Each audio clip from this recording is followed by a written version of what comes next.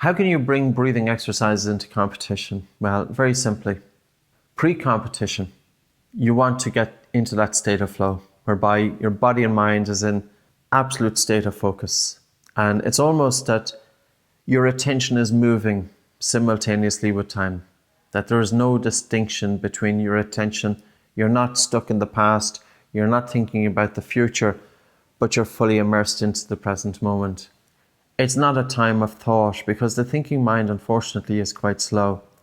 So it's that your full awareness, your full energy is absolutely, undividedly brought in to what you're doing. That concentration, that ability to have focus on the task at hand. We want to create that state pre-competition. During competition, low to moderate intensity, do your best to keep your mouth closed. When the intensity of physical movement gets too high, of course, switch to mouth breathing.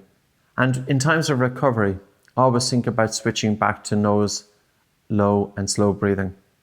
You have your attention on the ball, you have your attention on whatever you are doing, but you can also have your attention for brief periods of time on your breathing. During half time, it's about conservation of energy. It's about recovery. So on the way from the pitch back into the dressing room, think about breathing nose, breathing low and breathing slow. As you're listening to the coach's instruction during half time, don't waste your energy unnecessarily. I would avoid talking to other players.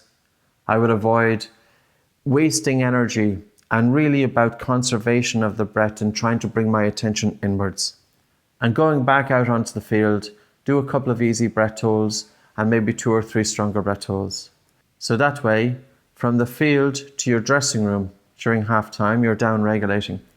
But from the dressing room back out onto the pitch, you're up regulating.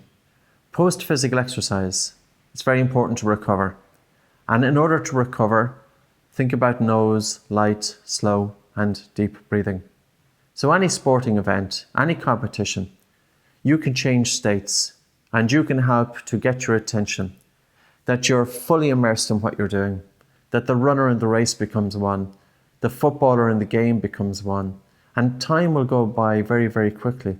And this is a state of mental bliss, this flow state that many people talk about, but not many people can reproduce it at will. And if you want to enter flow states, you need to have concentration.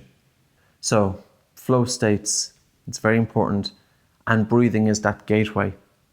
But also in terms of recovery, which is also very important, and breathing is that gateway.